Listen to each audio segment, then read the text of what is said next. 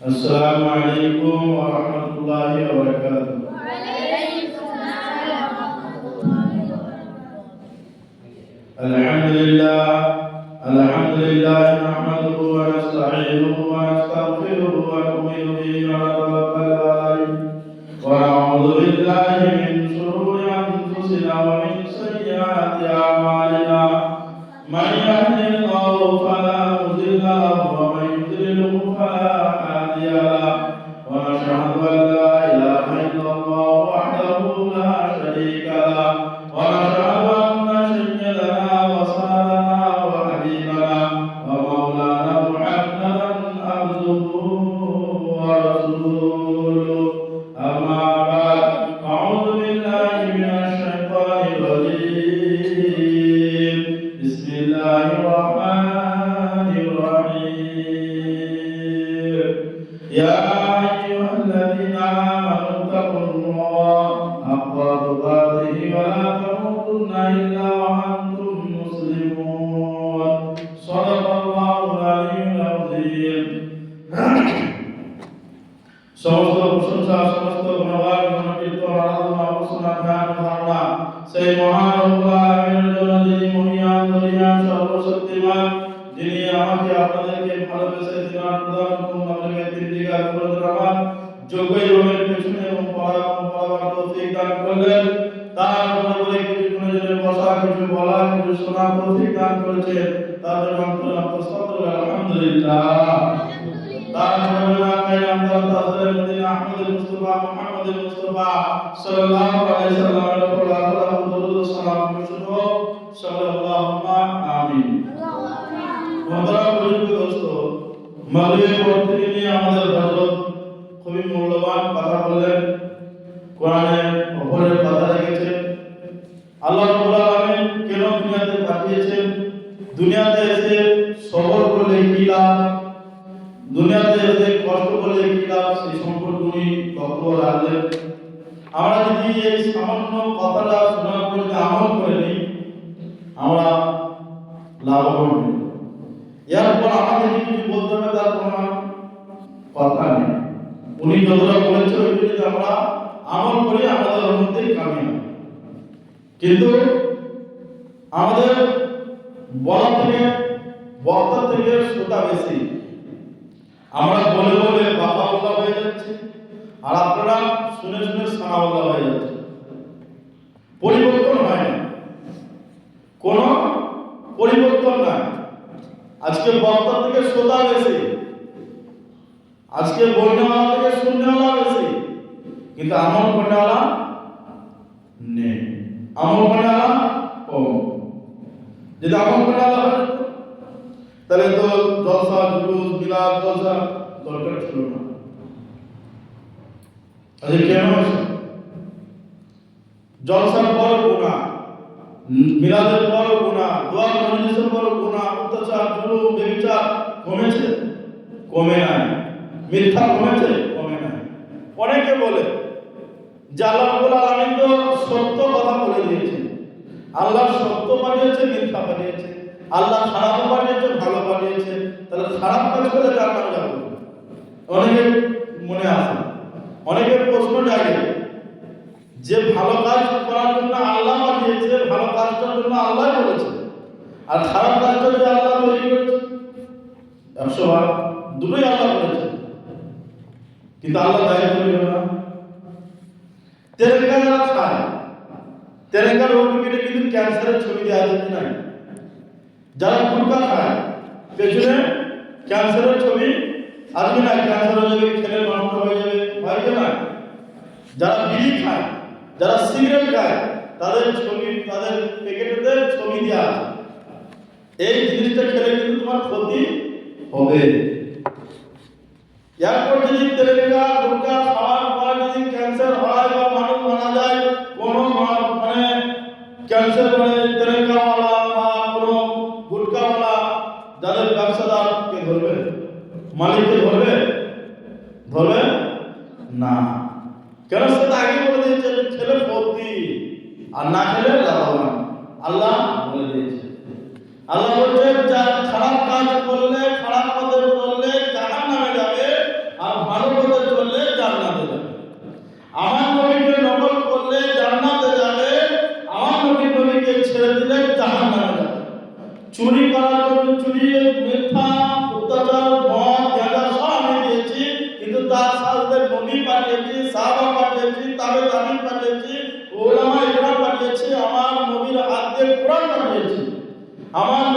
মাধ্যমে হাদিস পাঠিয়েছি, আমার উলামা ইকরাম বলে দিয়েছে এই কাজ করলে এইরকম গুনাহ, এইরকম সাজা, আর এই পথে চললে তোমরা নেকি পাবে, পরহেজগার হবে, আল্লাহ ওয়ালা হবে, জান্নাতে যাবে। তারপর আল্লাহ দোষ হবে? আল্লাহ দোষ হবে? আল্লাহ দোষ আর হবে না। আল্লাহ আমি বলে দিয়েছি, আমি তোমাদেরকে প্রত্যেকবার বলে দিয়েছি, কম বেশি 1,24,000 নবী বানিয়েছি, পয়গম্বর নবী বানিয়েছি, তোমরা শুনো নাই? তাবে তাবিঈন বানিয়েছি, সাহাবা ইকরাম বানিয়েছি, উলামা ইকরামকে বানিয়েছি, হাফেজে কুরআনকে বানিয়েছি, তাবিঈনদেরকে বলে দিয়েছি। প্রত্যেকটা মুআজ্জমাতে, দোয়া মজলিসে, জলসাতে, জুলুসে, জুম্মার বায়ানে উলামা ইকরাম বলে দিয়েছে কাজ করলে গুনাহ, কাজ করলে নেকি, এই করলে জাহান্নাম, এই করলে জান্নাত বলে দিয়েছে। তারপর তোমরা কি করে আমার দোষ দিবে? তারপর আমার কি দোষ দিবে? আল্লাহ আমাদেরকে ভালোবাসেন, আল্লাহ আমাদেরকে খুব ভালোবাসেন। আমি প্রত্যেকটা জুমায় বলি। আবার অনেকে বলেন তাহলে আল্লাহ রাব্বুল আলামিনের বান্দা আমরা একা নই, হিন্দু, খ্রিস্টান, বাগদি, মুচি, ডোম, হাই, মুচি যারা আছে সবাই আল্লাহর বান্দা বান্দি। আল্লাহ কি তাদেরকে ভালোবাসে না? আল্লাহ কি তাদেরকে ভালোবাসে না? মনে রাখবে মোহতারাম বুজুর্গ দোস্ত, একটা উদাহরণ দিলে বুঝতে পারবে।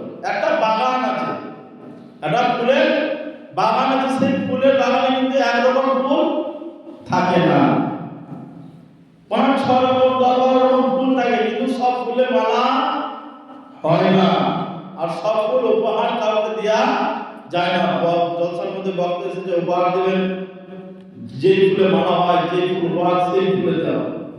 আল্লাহ রাব্বুল আলামিন বলতে বান্দা দুনিয়াটা হলো যেরকম, বাগানটা হলো যেরকম একটা বাগান, ফুল আছে, ফুলের মধ্যে বিভিন্ন রকমের ফুল গাছ লাগিয়েছো, সেখানে একটু সার, পানি, সমস্ত ফুলকে সুগন্ধ দেওয়া হয়, সমস্ত ফুলে যেরকম মালা হয় না, সমস্ত ফুলে যেরকম উপহার দেওয়া হয় না, অনুরূপ সেরকম আল্লাহ রাব্বুল আলামিন বলতে দুনিয়াটা হলো আমার বাগান, তোমরা হলে ফুল, হিন্দু, খ্রিস্টান, বাগদি, মুচি, ডোম যারা আছে সবাই হলে ফুল, সব ফুলে মালা হয় না, সেরকম সবাইকে আমি কবুল করি না। আমি কিছু কিছু মানুষকে কবুল করেছি যারা হলো মুমিন, যারা হলো মুমিন। সেরকম আল্লাহ কোরআনে বলে ইয়া আইয়ুহাল্লাযিনা আমানু, হে ইমানদারগণ। এখানে কিন্তু আল্লাহ কোরআনে বলে না ইয়া আইয়ুহাল আদিবাসীয়ু, ইয়া আইয়ুহাল মুচিয়ু, ইয়া আইয়ুহাল হিন্দুয়ু, ইয়া আইয়ুহাল ডোমিয়ু, বলতো তো কি বললেন? ইয়া আইয়ুহাল্লাযিনা আমানু, হে ইমানদারগণ। আল্লাহ বলে যখন তোমাদেরকে আমি ভালো যখন বেসেছি তোমাদেরকে বলবো, আর ওদেরকে বলবো না। তাকুল্লাহ, আমাকে ভয় করো। আল্লাহ কাকে বললো? মুমিনকে বললো, মুমিনকে বললো, ইমানদারকে বললো, এই ইমানদাররা, এই মুমিনরা তোমরা আমাকে ভয় করো। ভয় করার মতো ভয় করো। এখানে হিন্দু, খ্রিস্টান, বাগদি, মুচি কাউকে বলবো না। আমরা ভয় করি, আল্লাহকে ভয় করি না।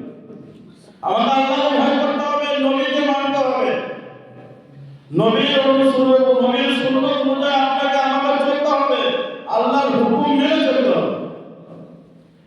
যদি আমি বলি নবীকে মেনে যাবো, আল্লাহকে মানবো না, হবে? আল্লাহকে মানবো, নবীকে মানবো না, হবে? হবে না। দুজনকে মানতে হবে। আল্লাহ যদি বলে তাহলে আমি দিন দেবো, রাত দেবো না। তোমরা যদি বলো নবী মানবো, আমার মানবো, আমি দিন দিয়ে দিলাম, সারা রাত খেটে করো, ঘুমোতে পারবে না, দেখবে তাহলে কি হয় তোমাদের? তাহলে আল্লাহ যদি ঠিক আছে দিন দিলাম, আমি রাত দিলাম, দিন দেবো না, সারা রাত ঘুমিয়ে থাকবে, রাত সকাল হবে, জেগে যাবে, কাজ করতে পারবে না, খেতে পারবে না, রাত দিন আমার দুটোই চাই, আল্লাহ নবী আমাকে দুটোই মানতে হবে। দুজনকে ছাড়া একজনকে মানা যাবে না। বাপ ছাড়া সন্তান হবে, মা ছাড়া সন্তান হবে, দুজন থাকবে তবে বাচ্চা হবে। একটা মুরগি রেখে দিলাম আমি, একটা মুরগি জন্মতে ভয় রেখে দিলাম, জন্ম পর দিবে, তার কোনো মরবের সঙ্গে সম্পর্ক দিলাম না, মরবের সঙ্গে রাখতে পারলাম, ডিম পারবে না। দুজনকে চাই, দুজন চাই। আল্লাহ বলছে দুজনকে মানতে হবে, দুজনকে ভালো করতে হবে। আর উদাহরণ দিলে বুঝতে পারবেন। এটা বাদশার ঘটনা।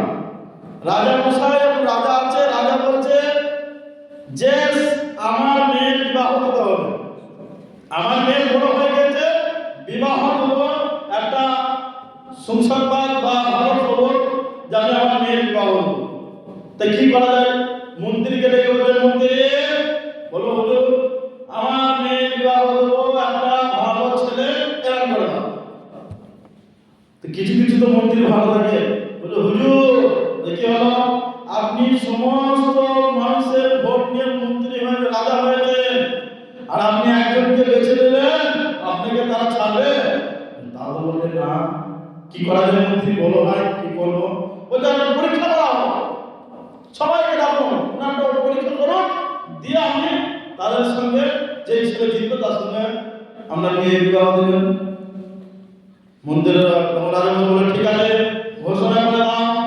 সমস্ত এলাকায় ঘোষণা করা হলো যে রাজা প্রশ্নের উত্তর যে দিতে পারবে তার সঙ্গে রাজার মেয়ে বিবাহ দিবে, তার সঙ্গে রাজা মেয়ে বিবাহ দিবে।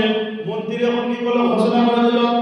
যেমন সমস্ত ব্যক্তি এবং চলে চলে চলে চলে চলে চলে চলে আসছে, আসার পরে গেটে লেখা আছে প্রশ্ন উত্তর ইশারাতে হবে, কোনো মুখে হবে না, আওয়াজ বন্ধ, কোনো আওয়াজ হবে না, মুখ লাগানো যাবে না। রাজা মশাই ইশারাতে প্রশ্ন করবে আর ইশারাতে উত্তর দিতে হবে। বলে ঠিক আছে।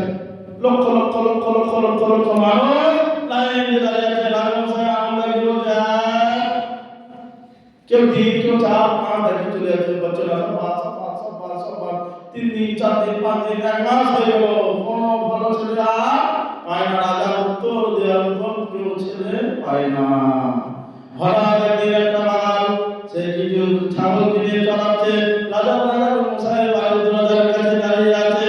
তখন সেই রাখাল বলছে গম্ভীর কেন?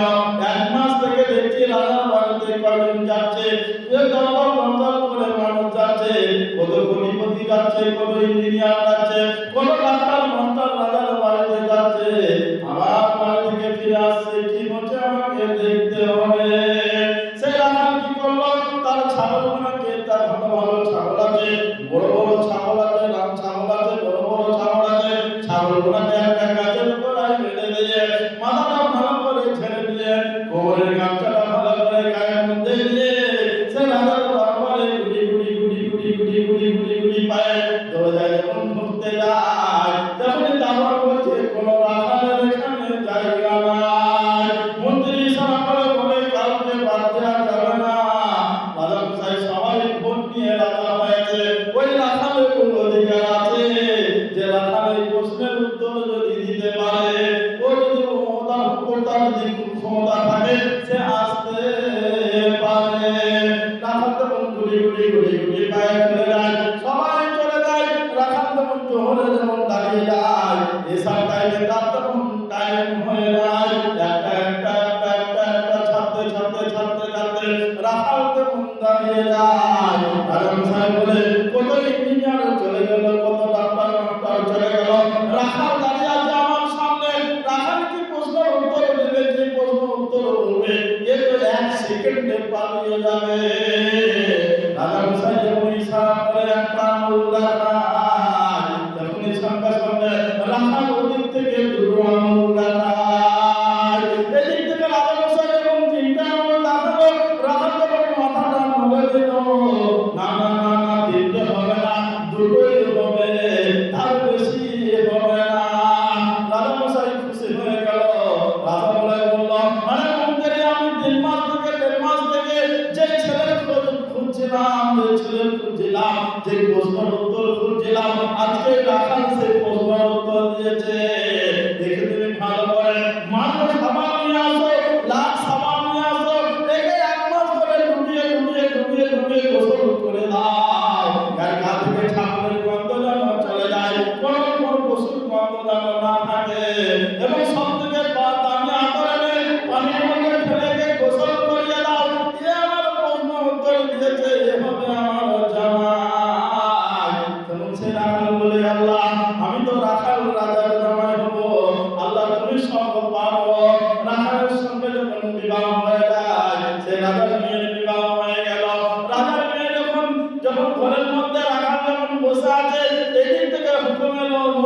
এসে বলে, ও বাবা, আপনাকে আপনার স্ত্রী আপনাকে ডাক দিয়েছে।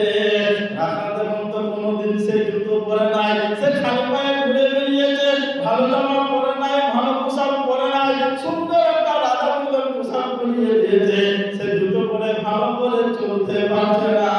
গুলি গুলি গুলি গুলি পায়ে যখন নিজের মহলে ঢুকতে যায়, এত ঝড়টা এত লাইন থেকে তার মাথাটা ঘুরে যায়। গলিতে যখন বসতে যায়, এক হাত ঢুকে যায়, চারিদিকে যেন লাইটে লাইট, এত সুন্দর সুন্দর জিনিসের কথা আছে।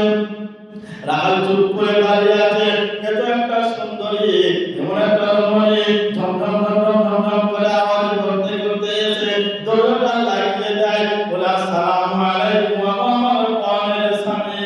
রাখাল টক টক টক করে চলে কাকুনিতে বলে, ওয়ালাইকুম সালাম। সুন্দর একটা খাবার এনে স্বামী দিচ্ছে, স্ত্রী স্বামীকে হাতে যখন দেয়, হাত কাঁপতে কাঁপতে কাঁপতে কাঁপতে রাখাল উঠিয়ে নেয়। যখন যখনই বলে তেমনি রাখাল মনে মনে বলে, এই জায়গাতে আমি আর থাকতে পারবো না, পালিয়ে যাই।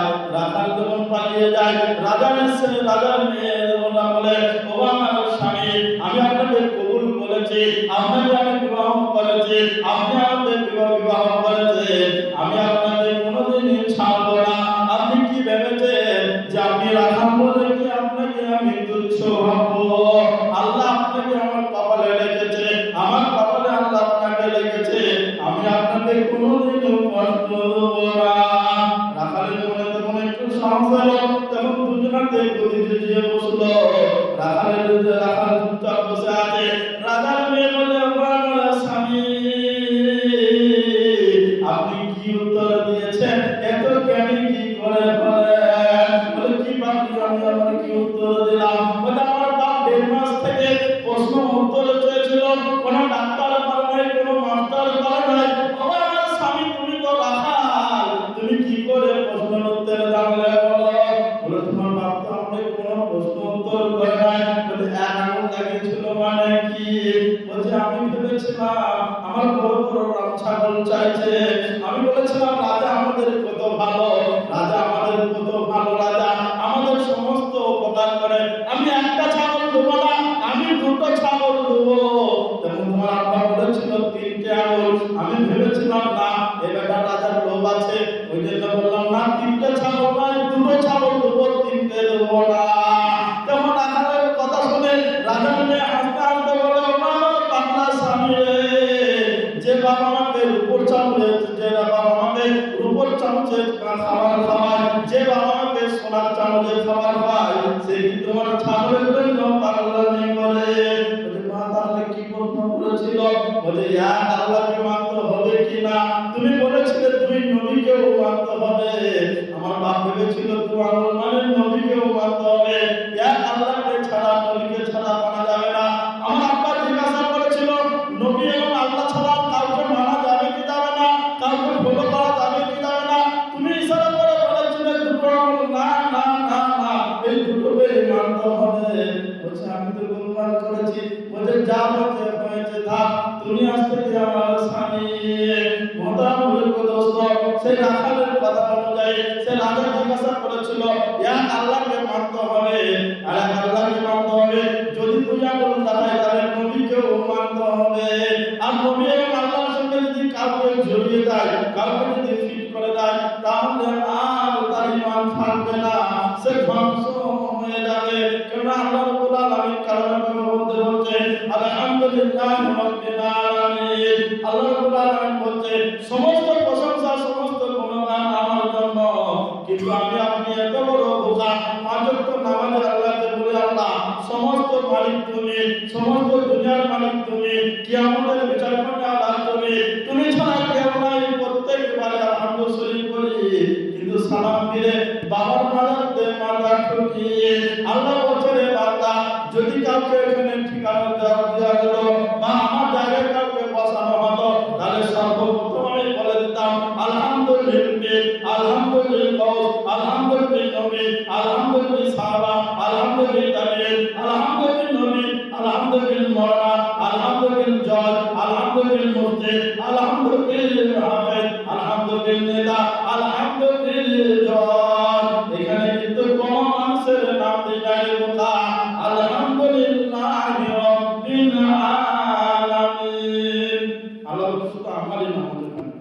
দুনিয়ার কার নাম আছে? নবীর নাম আছে, ফেরেশতার নাম আছে, কারো নাম নাই, শুধুমাত্র আল্লাহর নাম আছে।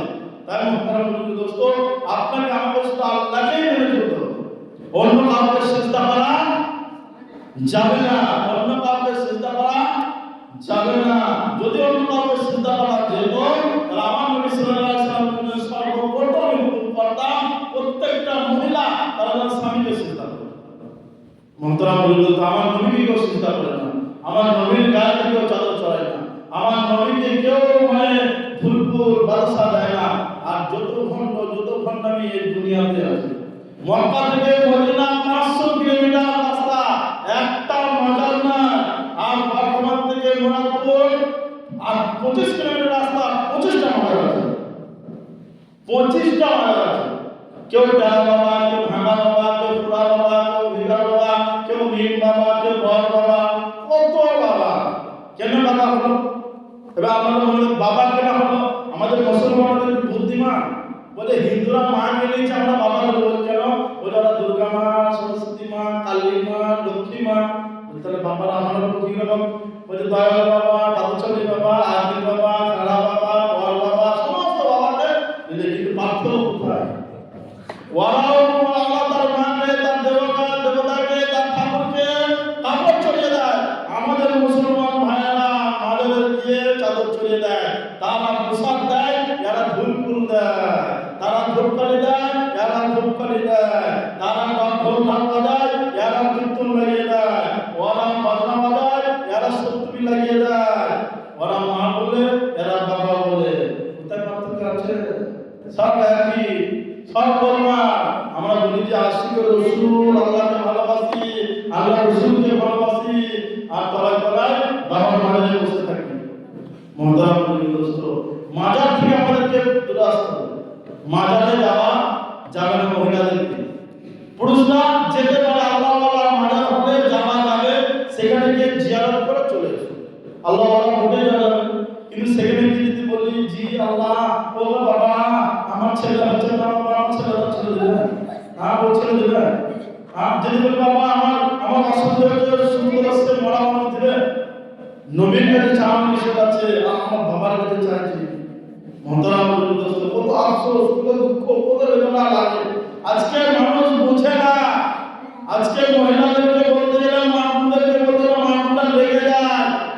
আজকে মহিলারা বলছে কেন বড় বাবা ও তো বড় আল্লাহওয়ালা যাবো না, মুরগিদের খালি আমার কথা। তাহলে তোর কথা শোনো, যদি একটা বাপ মারা যায়, একজন মারা গেছে, সেই বাবার মারাতে সব থেকে বেশি কাঁদে কে? তার স্ত্রী কাঁদে, তার মা কাঁদে, তার বোন কাঁদে, তার মেয়ে কাঁদে। এই চারজন মহিলা বেশি কাঁদে। কাঁদতে কাঁদতে কাঁদতে কাঁদতে মা বোনরা চুল ছিঁড়ে, চুড়ি ফুড়ি ভেঙে, কাপড় কাপড় ছিঁড়ে একাকার করে দিল। কাঁদতে কাঁদতে কত গেল? বাপ দরজা পর্যন্ত গেল, বাপ দরজা পর্যন্ত কাঁদতে কাঁদতে গেল। তার বেশি আর যেল না, যাওয়াও গেল না। বাপ কাঁদছে, বাপ ভাইকে বাপকে নিয়ে চলে গেছে, বোন কাঁদছে, বেটি কাঁদছে, আব্বা আম্মা করে কাঁদছে। দরজা পর্যন্ত যাওয়ার পর কেউ কাউকে যেতে দিল না।